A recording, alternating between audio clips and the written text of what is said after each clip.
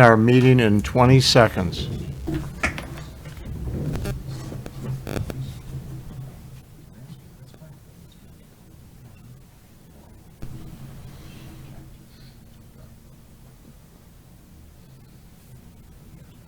Yeah. Tensions are good, I think. I'd like to convene the meeting of the City Council for October 2nd. Please stand and join us in the Pledge of Allegiance. I pledge allegiance to the flag of the United States of America and to the republic for which it stands, one nation, under God, indivisible, with liberty and justice for all.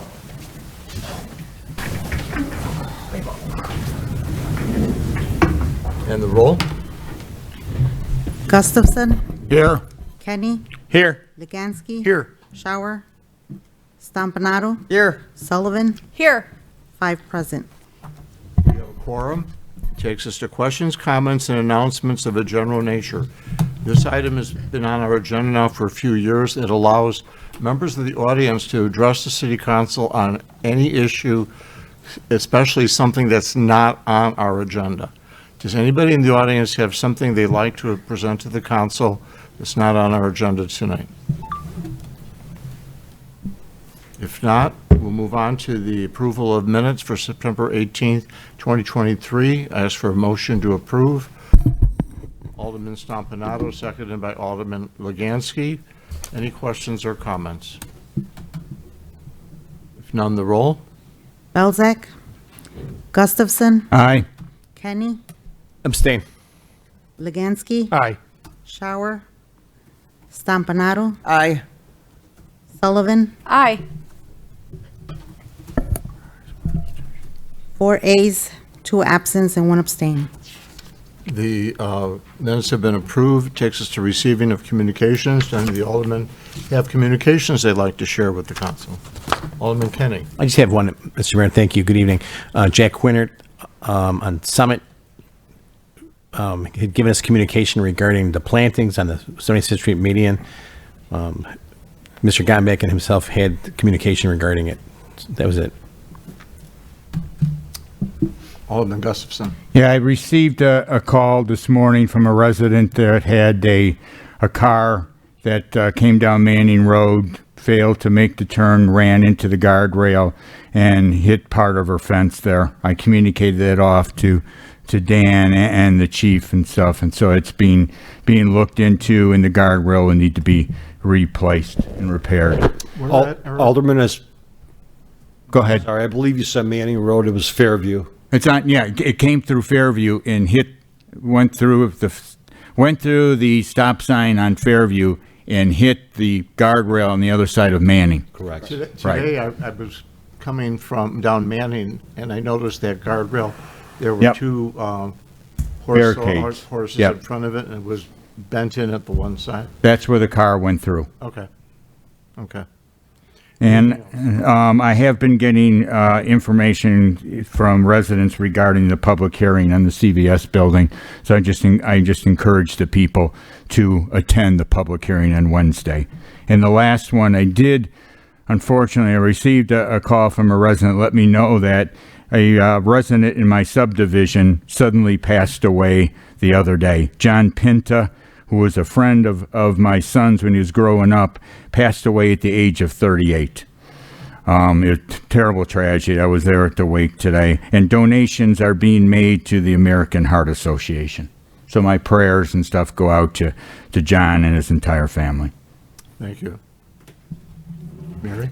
I just want to echo Eric's comment about attending the Planning and Zoning meeting on Wednesday regarding the proposed development at Plainfield and Lamont Road, the old CVS building. I unfortunately will be out of town, but it's the best way for residents to hear the information firsthand, see the presentation to Planning and Zoning, and ask questions. So I urge people to attend that meeting in person. And I did receive a couple of emails from residents in the Carriage Greens area. I did overall hear amazing things about the Oktoberfest, that it was very well attended. The weather was beautiful. Fun was had by all. Definitely a success. And there just has been some feedback by residents, obviously with homes right adjacent or within a block or so of the festivities, just saying that it was, obviously a much longer day, much more crowded event than the concert series had been, that they had had no issue with, just with some suggestions moving forward.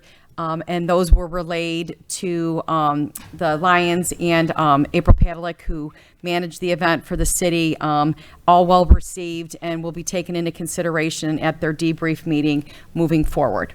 Right. Now, I had initially received a memo from Mike Falco, who heads that committee, and Michael said something about a follow-up meeting this week, but I haven't seen anything to confirm that. Okay. And I received, you copied me on the Yes. one email.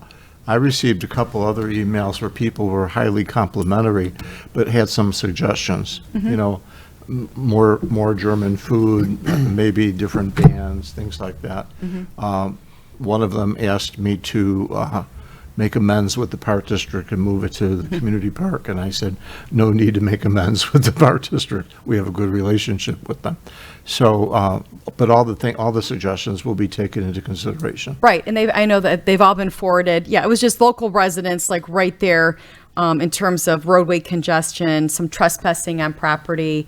I know the golf course had, because it was during the day, there was, active play going on the golf course. And if you're not a golfer, you don't realize the impact by trespassing on a golf course has. It's also very dangerous. That, next year, maybe some fencing, some, barriers set up to prevent people from entering people's private property and also the golf course, just for their own safety. You never know if someone's got a dog in their yard or a golf ball hitting you is not what you want to happen. No. Thank you. Mayor. Anything else? Okay, it takes us to the mayor's report. First item under the mayor's report is a proclamation for Arts DuPage Month. Whereas Arts DuPage has regularly issued official proclamations to all the cities and villages in DuPage County on an annual basis, designating October as Arts DuPage Month. And whereas the arts embody much of the accumulated wisdom, intellect, and imagination of humankind, and whereas the arts enrich us as individuals and play a unique role in the lives of our families and our communities, and whereas the arts program promote a better understanding of the diversified cultures within our communities and unify us regardless of age, race, and ethnicity, and whereas the arts sector in DuPage County consists of 2,272 arts-related businesses and accounts for 4.2% of the total number of businesses in the region, a larger share of the economy than transportation, tourism, agriculture, and construction. And whereas the arts provide full-time employment for over 15,000 workers in DuPage County, and whereas the arts, whereas the arts improve our economy, enrich our civic life, drive tourism and commerce, and exert a profound positive influence on the education of our children, and whereas the arts help lead us through the darkest times by lifting our spirits, unifying communities, and providing entertainment. The arts also play a vital role in enlivening our communities, driving the economy, and evaluating the appeal of our county. Now therefore be it resolved, I, Joseph A. Marquez, Mayor of the City of Darien, do hereby proclaim October 23 as Arts DuPage Month in Darien, Illinois, and call upon our community members to celebrate and promote the arts in DuPage County. Is anybody here to receive this proclamation? All right, we'll mail this out then, Maria. Thank you. Next, we have our annual financial report for the year ending April 30th, 23. And I think Mr. Jason Franken of, Martha Trotter from Sikich is going to present that. Martha? Good evening, council members. Thank you for having me here tonight. I am Martha Trotter. I'm a partner with Sikich LLP. I'm here in place of Jim Savio, who's the engagement partner, the lead partner on the city's annual financial audit, to present to you and hopefully briefly summarize the results of the annual financial statement audit and let you know some key items of interest to look for when you're reviewing the reports that have been issued. So just first to let you know, Sikich, our firm, was selected through part of the RFP process by the city to serve as independent auditors. The state statutes require the city be audited, have an annual financial statement audit annually performed by an independent audit firm. The city publishes the audit report within 6 months of the close of the fiscal year end, so by October 31st. And the annual financial report includes the city's basic financial statements presented in conformity with generally accepted accounting principles, or GAAP.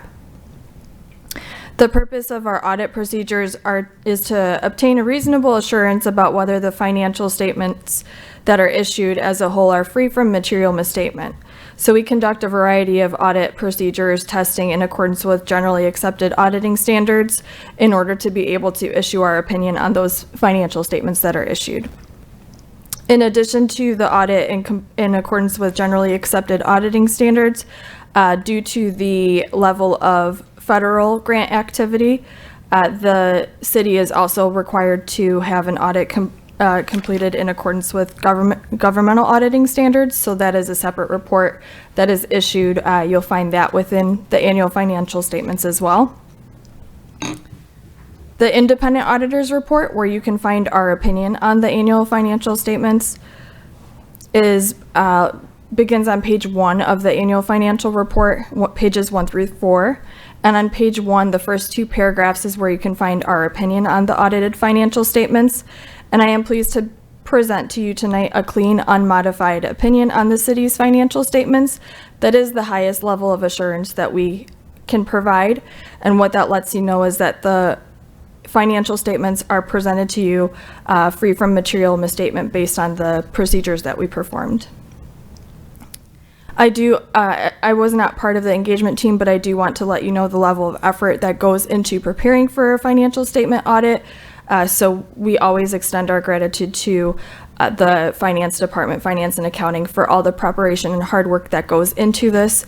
We do ask a lot of questions and request a lot of supporting information in order to be able to complete our audit in accordance with these procedures and issue the opinion that we are issuing. So I just want to let the council know the level of effort and preparation that goes into this is not lost on us, and we're very grateful for all the participation and information that's provided to us. So as disclosed in the independent auditor's report, the city is responsible for the preparation and fair presentation of the financial statements. Also within the independent auditor's report, there is a section that you can find our responsibility over the financial statements and the audit process as auditors. I noted that the city is required to have an audit performed in accordance with governmental auditing standards. The report that's issued related to that is following the independent auditor's report on pages 5 and 6 of the annual financial report. And this is called the Report on Internal Control over Financial Reporting and Compliance. Had there been any items that came up during the audit which rose to the level of a material weakness or a significant deficiency, those would have been listed following this report. However, based on our procedures and our testing that was completed, no material weaknesses or significant deficiencies were identified, and there were no instances of non-compliance identified. Also, just another great place to look to when you're reading the annual financial report is the management discussion and analysis, which is following the independent auditor's report and the report on compliance. This is prepared by the city's finance and accounting department, and it provides a great analysis and summarization of the financial statements themselves, provides a little bit of additional context. It serves as an executive summary to the report, and it assists in understanding the numbers and provides some analysis as to variances that you wouldn't otherwise find in the basic financial statements. So that's a really great piece of information to read, and that runs from pages MD&A 1 through MD&A 11 of the financial statements. Following the MD&A is where you'll find the basic financial statements. We issue our opinion on the governmental activities and business type activities, which are presented on a full accrual basis of accounting. Following those, the statement of net position and statement of activities you'll find the governmental financial statements for each major fund presented individually, and then all of the city's non-major funds combined in aggregate. So that's our opinion is issued on each individual major fund and the non-major funds in total. Also, you'll find the water operations fund statements following the governmental funds financial statements in that section. That is presented on a full accrual basis of accounting, meaning the long-term assets and liabilities are included in those balances. And then finally, you'll have in the basic financial statements, you'll find the fiduciary fund statements or the pension trust fund, and then the footnotes to the financial statements. So that group of documents is called the basic financial statements. And following the footnotes, there's information such as the required supplementary information where you can find details on the city's pension liabilities and OPEB plan, as well as combining an individual fund statements. So individual funds budget versus actual information, and the combining information over those non-major funds that are presented at the front of the report individually to see how that non-major aggregate balance is made up. In addition to the annual financial report, we have also issued the communication to council. What the communication to council includes, this is a smaller report. It provides communication required by our auditing standards to those charged with governance, so to the city's council in this case. Some of the required disclosures would be if there were any difficulties encountered during the audit process, or if we had encountered any disagreements with management. We also disclose audit adjustments and list any material adjustments that were made as part of the audit process. I'm pleased to be able to report there were no disagreements with management, no difficulties encountered during the audit process, and of the 4 adjusting journal entries, 2 were considered material. Those 2 relate to the recording of the IMRF and police pension liabilities. So those are the actuarial balances that are provided to us. Those are significant numbers, so that therefore, just by nature, they become material adjustments. We have issued the management letter in accordance with Illinois compiled statutes. The GATA cipher, which is a separate report required for reporting with the Grant Accountability and Transparency Act for the state of Illinois. And that report provides information on the city's level of state and federal grant expenditures for the fiscal year. And then finally, the single audit has been issued for the fiscal year ended April 30th, 2023. That is a requirement due to the level of federal funds that have been expended for the fiscal year. So once the city expends over $750,000 of federal funds during a fiscal year, the additional compliance testing and reporting is required over the city's major federal awards programs. In the case of the fiscal year ended April 30th, 2023, that would be the ARPA grant that was received and expended during the fiscal year. Any questions in regards to the reports that have been issued or the details of the financial statements? Any questions for Martha? Michael, would you want to add? I'd like to thank Martha and see if we can get you on the schedule for next year, too. I think you do much better than Kellen and Jim, and you can tell them I said that. But, I'll let them know. Can I just ask one question? Sure. You know, we've got the control deficiency with the approval of journal entries and not having that done beforehand. We have the compensating controls and stuff. Do you audit other communities too? Yes. And how do they handle that? Do they approve journal entries before they go in, or do they also have a post review? The best practice would be for approval prior to posting the entries. That would be our recommendation always.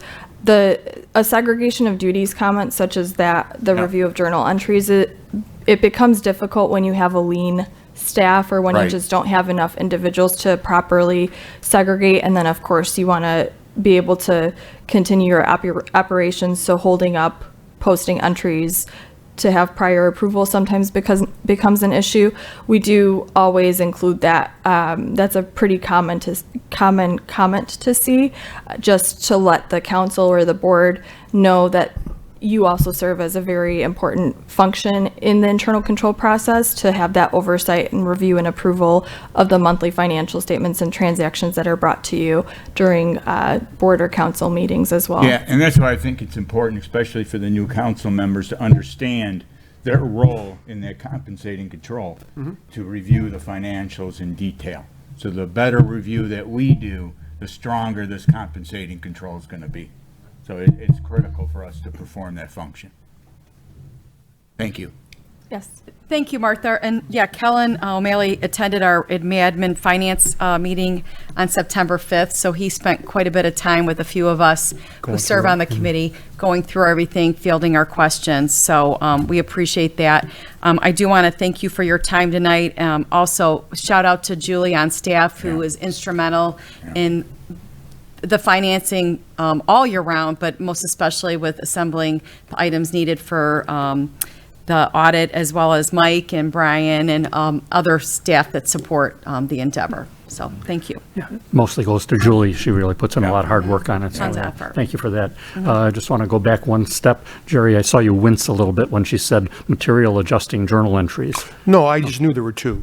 Oh, okay. And you Out of four. understand they relate absolutely. basically Oh, to yeah, the police the pension actuary and- report, yeah. because Julie does not have those numbers Of prior course. to the audit. Okay. Oh, Just no. wanted to make sure you were No, comfortable totally. with that. No, I remember from even a meeting prior to meeting with, that there were four of them, and two were, it's just probably, they happen every year because they're such a big number, yeah.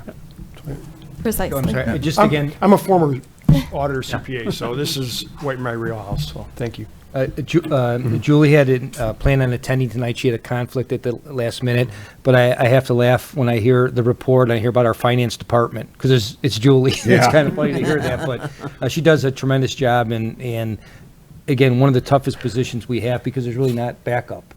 You know, we have backup for most other positions, but she does a great job, and, you know, thanks for your efforts also.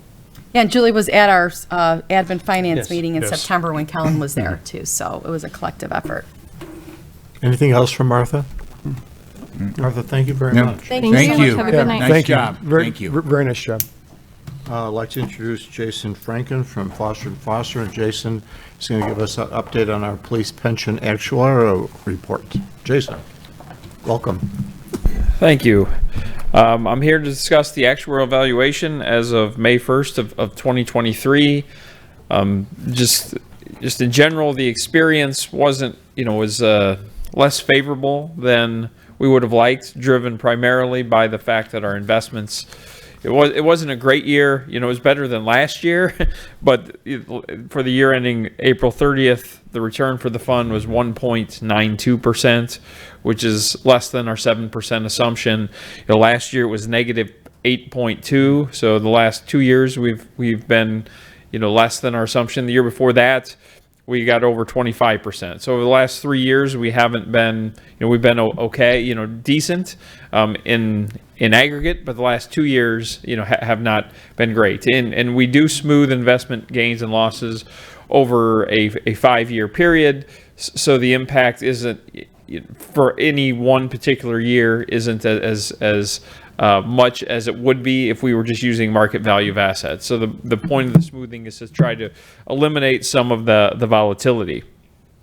But at the end of the day, based on the experience, we did see an increase in the contribution requirement. And keep in mind that this contribution requirement is calculated as of May 1st of this year, but it's contributed starting with May, starting next May. So next May 1st. So it's the contribution that goes into the plan for the fiscal year that ends on April 30th of 2025. So you do have so we give this to you, information to you now, and then it's contributed starting next May. The contribution did go up by $183,000 from $2,406,000 to $2,589,000. Built into that, there, $60,000. So that's a $183,000 increase. 60 of it is by design, just based on the pension funding ramp. We assume that our amortization payment on our unfunded liability is going to go up by by 3.25% per year, and that translates to about a $60,000 increase. So all things being equal, you sort of need to expect that your contribution is going to increase by about $60,000 per year. And in this case, the experience, the poor investment returns over the last couple of years have, led to an additional increase of about an additional $123,000. So that gets us to our $183,000 increase. There were no substantial changes this year in terms of, there's no changes to the benefits, and those again are controlled by the state legislature. There's no change to the benefits. The assumptions, which we select, there was no change to the assumptions this year. We'll continue to review those over time, but for this valuation, there were no changes. So that. In terms of the unfunded liability of the plan, last year it was $24.2 million. This year it went up to $25.6. So there was about a $1.4 million increase in the unfunded liability of the plan. And again, this is driven by that experience that I talked about, driven primarily by the investment returns. But there were other losses as well. The salary increases were a little bit higher this year than what we assumed. The mortality experience was I'll say unfavorable, but that's there was no deaths, so that's good from a life perspective, but from your pension plan perspective, people live longer than what we expect, and it does increase our contribution requirements a little bit. So like I said, all of these losses contributed to that $1.4 million increase in the unfunded liability. The funded ratio did go down a little bit. It went from 58.9 down to 58.2%. So again, it wasn't a great year. The financial results, I think, reflect that. Everything, the contribution went up a little bit. Your funded ratio went down a little bit, but I guess that's not, it shouldn't be surprising given, the returns for the year, were not up to our expectations. So those are my high level comments, but I'm happy to answer any questions that you may have. Jason. Yes, sir. Brad Cole gave testimony at the state legislature on a bill where they want to change the amortization from 2040 to 2050. How's that going to impact us? Can we continue making the contributions that we make, or is it going to change that? Yes. So in terms of an extension to the amortization, and I assume you're talking about his testimony last Thursday, I believe it was. It would.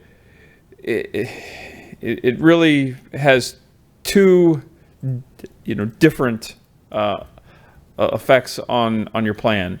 In the short term, it would lower your contribution requirements. So it would be like going from a 15-year mortgage to a 30-year mortgage. Your payment is going to go down because now you have longer to pay off the debt. But what happens is ultimately it would cost more over the long term. Just if you look at a mortgage statement for a 15-year mortgage statement versus a 30-year mortgage statement, the interest cost in that 30-year mortgage is a lot higher than a 15-year mortgage, and so it would definitely lower the contribution requirements in the short term, but over the long term, it is going to result in a higher interest cost that you're paying to the fund in order to make up for the fact that you have a longer loan, and it just takes more you're paying more interest on the longer term loan than you would in a shorter term. It's like kicking the can down the road. Yes, yeah, exactly. Any other questions? Michael, did you want to add? Go ahead. Well, I was just going to ask, on that 58.2%, how do we stack up compared to other towns, cities, in terms of? Yes, so that's a good question. At this point, the average funded ratio is in the low 60s across the state. Wow. For Article 3 and Article 4 plans. So I would say that you're just a little bit below the sort of the 50th percentile. But maybe that's not even, I guess 50th percentile, I guess I can't even say that, but you're a little bit below the average. So, not terribly, just a, couple percent. So, you're right there with, sort of, everybody else. But, and just not to mislead people, but every year we make the 100% actuarial recommendation. We've been doing that now, Mike, how many years? At least 16. I mean, so I don't want people to think the reason Yeah. we fell is because we're not making the maximum contribution. We Yeah, are. and the numbers can be a little bit skewed, because when I'm looking at the average, there's the fiscal year ends are sort of all over the board, so it's not really a fair comparison. You look at an April 30th fiscal year end like yours versus a 12/31, because the asset. In some years it's better to have that 431, because the market tanks after that, and the 1231s could be in bad shape. Or in other years it's the opposite, where you'd prefer to have that 12/31 fiscal year end. So I say it's the low 60s, but like I said, that's really based on an entire year of data, and it's not the best data to compare it to, just because you're comparing a 430 fiscal year end date to 12/31 and other dates, and those aren't exactly apples to apples comparisons. There's another piece of legislation down in Springfield. Representative Kifowitz, you're probably aware of it. And Representative Kifowitz is proposing that almost the elimination of Tier 2 and giving all those Tier 2 people Tier 1 benefits. Could you kind of explain to the council the financial difficulties that would cause? Well, not only that, I think the bill actually gives people retiring with 25 years of service free health care in retirement as well. So that particular bill, the price tag would, I don't think they've measured that, but would be substantial. Just to downplay it a little bit. I mean, that's understating it a little bit. I think it would actually be very, very substantial. But, effectively, in 2011, effective 1/1/2011, there was a second tier of benefits that was added. And that tier of benefits is less than what Tier 1 is getting. In fact, originally, the benefits, Tier 2 benefits, were about half as valuable as Tier 1 benefits. They did make an adjustment to the benefits as part of the consolidation bill that went into place on 1/1/2020. So they did bump up Tier 2 benefits a little bit. They reduced the averaging period from 8 years to 4 years, and made a few other adjustments. So that did narrow that gap a little bit. They're went from Tier 1 is probably about worth 32% of pay. Tier 2 was probably 15 or 16 in the original Tier 2 benefits, and the new Tier 2 benefits are probably 22 or 23% of pay. So they're still fairly substantially less than the Tier 1 benefits, but they did close that gap a little bit to make everybody, to move everybody back to Tier 1. It would cause a fair amount of a new unfunded liability, because those Tier 2 people, since 2011, you've been funding those at the lower rate. And now all of a sudden, if they had 12 years of service and it went from a Tier 1 to our Tier 2 benefit to a Tier 1 benefit, their pension benefit would go up significantly, and that would increase the liability by lots. So by doing that, there would be a substantial impact on the fund. The funded ratio, the contribution requirement would go up significantly. I don't know what the status of that bill is. I have a hard time believing that it's going to go anywhere, especially because I don't think it's just police and fire. I think it's it's not just the downstate police and fire. I know it's Chicago. And it might even be many of the other state funds. So it would be a very expensive bill that I'm sure if it was going to go anywhere, they would do an analysis to, try to put a price tag on it. But at least for me, I have a hard time believing that the bill is going to get much traction as it's written currently anyway. It's not going to come up during the veto session, but it's going to come up in the spring. and we're going to be down in Springfield, and we're going to be lobbying against it. We already filed witness slips against it, and DuPage mayors and managers and many of the Metropolitan Mayor's Caucus, we're all going to be down there in February working against this bill. But she's got she got support from the unions. They're pretty strong, and there's something about Representative Martwick or Senator Martwick and where he stands with regard to Chicago. So we have a lot of concern about it. Yep, I think that's reasonable. Mike? Just one last thing, Jason. I know you're engaged by the pension fund independently. Since consolidation, has there been any talk about them taking that responsibility over so they would be preparing that as opposed to you? I mean, I like having you as an outside source as opposed to the state having that much control on it. Yes. So in terms of the consolidated plan, they took over the responsibilities from the Department of Insurance. And the Department of Insurance historically had issued reports that are based on the statutory minimum. And that's based on a 90% target. As was stated earlier, you're funding above that. You're funding to the 100% target. So you're, the minimum contribution was about 2.1 million.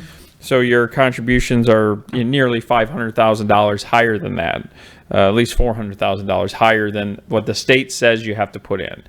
So you are contributing, more or in excess of what's required by state law, which is a financially sound approach to take. At this point, the consolidated funds have been tasked with providing that particular report, that statutory minimum. There's nothing in the statute that requires them to provide a report that similar to what IMRF provides. That is more financially reasonable. There has been some discussion, I know, about trying to fold that in at some point in the future and having the consolidated fund, potentially provide this type of report for each community. But I know, still, I believe at this point, they're more focused on, the portfolio moving to the active management, getting everything implemented there. And so I would anticipate that any sort of movement along that lines is probably at least a couple years away.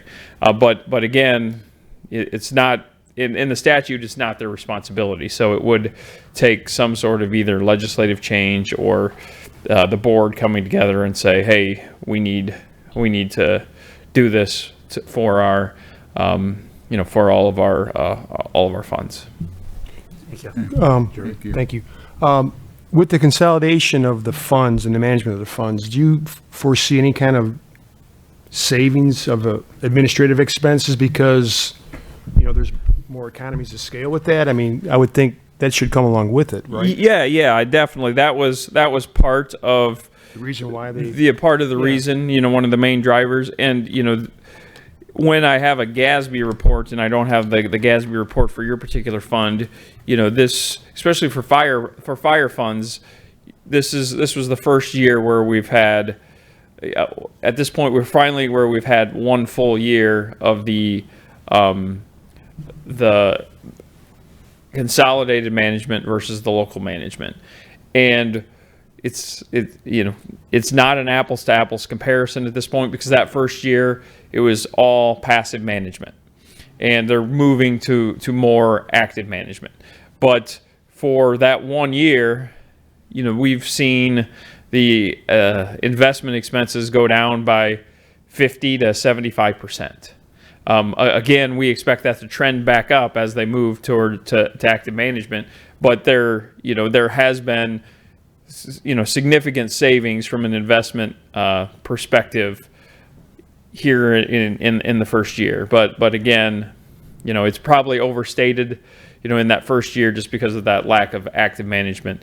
And so there will be additional fees, but there's definitely savings. If you just look at, I know the fire fund, they kept one manager that had worked with a lot of the local levels, and they were able to get the investment expenses down from I don't know the numbers, but but some 50 or 60 basis points down to 10 or 15 basis points, and so there has been, with the size of the consolidated fund, $10 or $12 billion, wherever it might be, they definitely do have, they're able to get lower fees based on the purchasing power.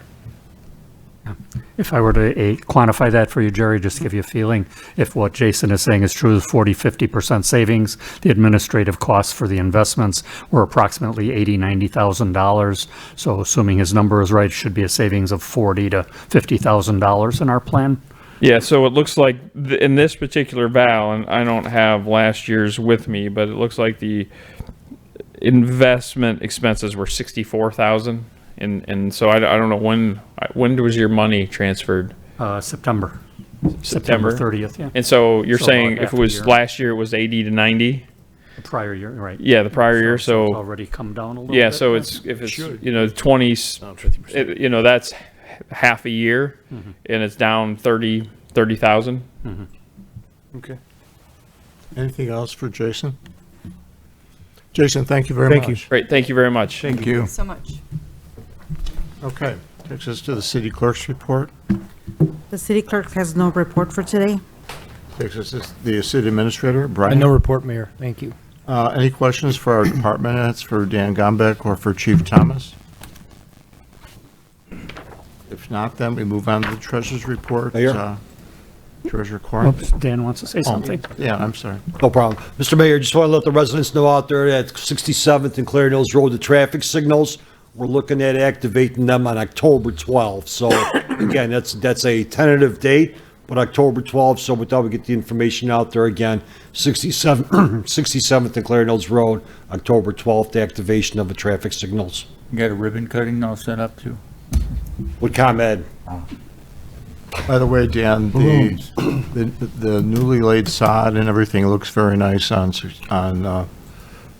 Clarendon Hills Road. Yeah, the team did a great job. Everybody from Public Works along to the vendors, we had a great set of people out there on the whole project. Sidewalks look beautiful, they really do. Thank you. Michael. My turn.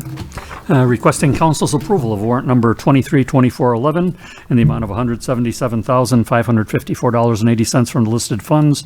Payroll for the period ended September 21st in the amount of $311,587.26 for a total to be approved of $489,142.06. Motion to approve. Alderman Kenny, seconded by Alderwoman Sullivan. Any questions or comments regarding the warrant? None, the roll. Belzak. Gustafson. Aye. Kenny. Aye. Legansky. Aye. Shower. Stompanato. Aye. Sullivan. Aye. 5 ayes, 2 absents. The warrant's been approved. Takes us to standing committee reports. Do any of the aldermen, the chairman, have reports to make for the council? Mary? Thank you. We had an administrative finance meeting tonight, and our next one is scheduled for Monday, November 4th at 6 p.m. in the conference room upstairs. About the 6th, number 6th. I'm sorry, the 6th. I wrote the wrong date. My bad. Thank you for the correction, Alderman Legansky. Just a reminder again that Planning and Zoning is having a meeting here on Wednesday, October 4th.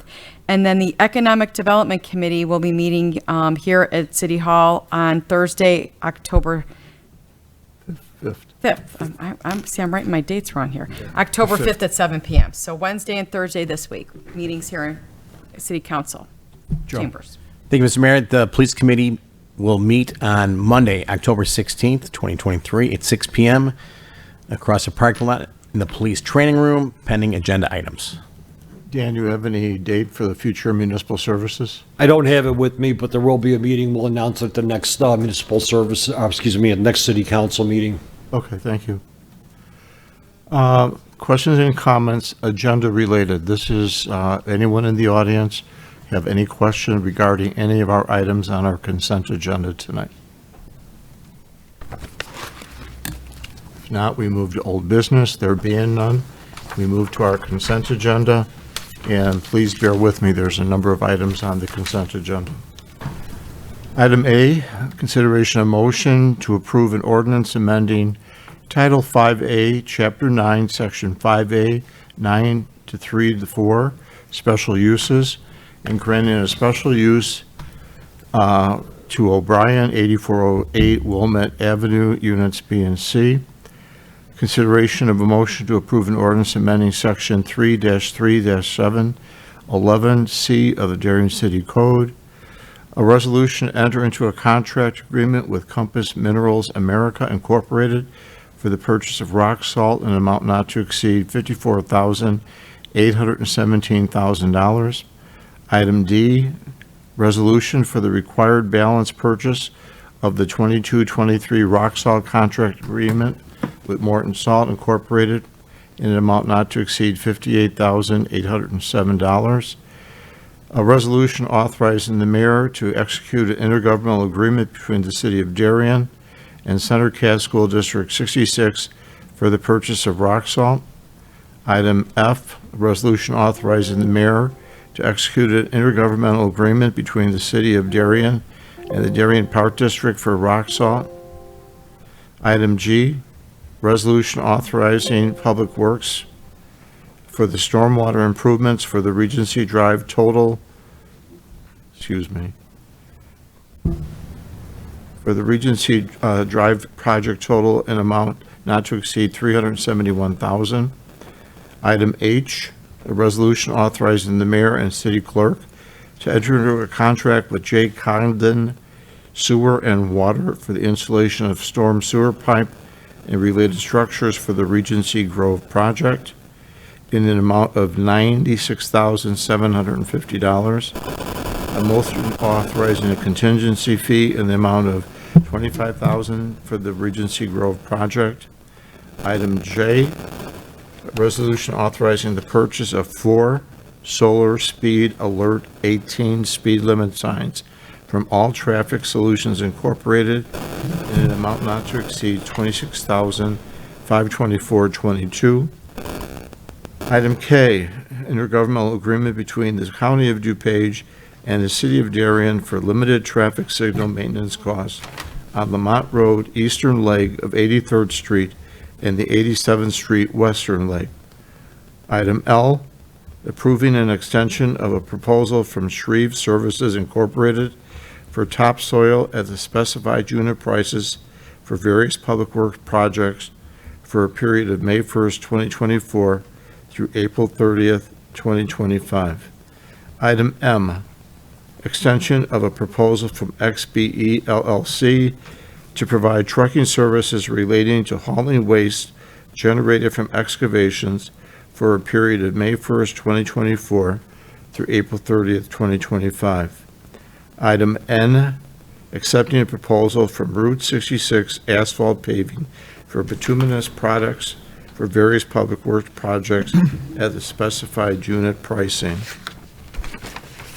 Item O, proposal from Landworks Limited to at the scheduled prices for the placement of topsoil and for the purchase and placement of fertilizer and sod for landscape restoration services for a period of May 1st, 2024 through April 30th, 2025.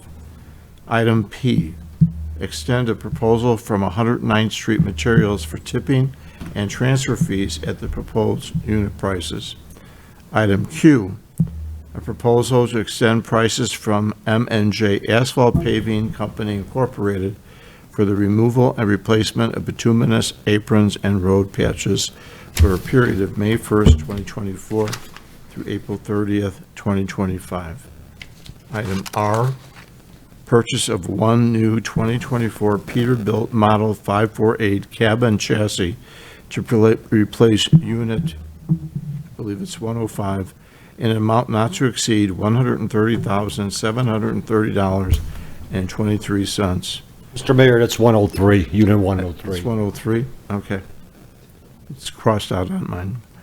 A proposal from Monroe Truck Equipment for the purchase of a dump body, snow plow equipment package, lighting accessories, and hydraulic controls for the 2024 Peterbilt Model 548 in an amount not to exceed $172,911.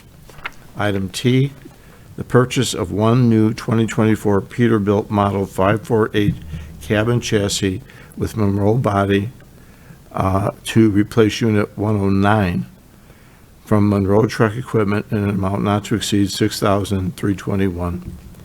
Item U, purchase of one new 2024 Peterbilt Model 548 cabin chassis in an amount not to exceed $130,744.23. Item V, proposal from Monroe Truck Equipment for the purchase of a dump body, snow plow equipment package, lighting accessories, and hydraulic controls for the 2024 Peterbilt Model 548 in an amount not to exceed $190,000 to $201. Item W, approving an additional fiscal year ending 24 transfer of $1 million to the capital fund projects from the general fund. Motion to approve. Alderman Kenny, seconded by Alderman Stompanato, and the roll. Belzak, Gustafson, Aye. Kenny, Aye. Legansky, Aye. Shower, Stompanato, Aye. Sullivan. Aye. 5 ayes and 2 absent. The consent agenda has been approved. Takes us to new business. There being no new business, takes us to questions and comments and announcements of a general nature. Do any of the aldermen have anything they'd like to share with the council? Alderman Gustafson? Correct me if I'm wrong, Chief. The Coffee with the Cop is Wednesday, 7 to 9 at McDonald's. That's correct. Yes. And there's a safety meeting to attend at the library, Correct, at 10 o'clock. right? Okay. I have an item. This coming Saturday, the Darien Action Committee is going to be meeting at the library from 10 o'clock till 12, and we're going to be discussing a proposal to enhance our Christmas program and our Christmas or holiday lights program and our holiday lights activities in late November, early December. We'll be discussing a plan. We have quite an extensive plan that Mr. Gombic shared some ideas with us that were going to be incorporated in the plan, and this is all part of the Historical Society tree lighting ceremony. There'll be some activities that'll precede that'll take place in Brookhaven, move to the different shopping centers and involve different merchants. So that'll take place this coming Saturday. We'll give you a full report on 10 to that. 12? Pardon me? 10 to 12? 10 to 12. The other thing is I want to thank the Clarendon Hills and the Darien Historical Society for an excellent presentation last Thursday night on the crash of TWA Flight 529, which occurred in 1961. For those of you who don't know, this plane took off from Midway Airport. It crashed right at about 61st Street, And Bentley. just west of Clarendon Hills Road. The tail broke off. The body of the plane continued through the field all the way to 59th Street, burning on fire. We heard from people who were part of the volunteer fire crew from all the municipalities, and there were no full-time firemen. These were all volunteers who did this. And to hear stories from people about seeing the plane come down and seeing the artifacts, and what was really disheartening, really hard to understand. If you looked at the list of people the fatalities, there were 10 people from one family who perished in that. And there were 6 from another family and 3 from there were families that were wiped out by that crash. But it was an excellent presentation, and as sad as it was a historical event that we haven't had in our area. Anything else? Anybody else? If not, motion to adjourn. Alderman Stompanato, seconded by Alderman Legansky. All in favor? Aye. Thank you, everyone.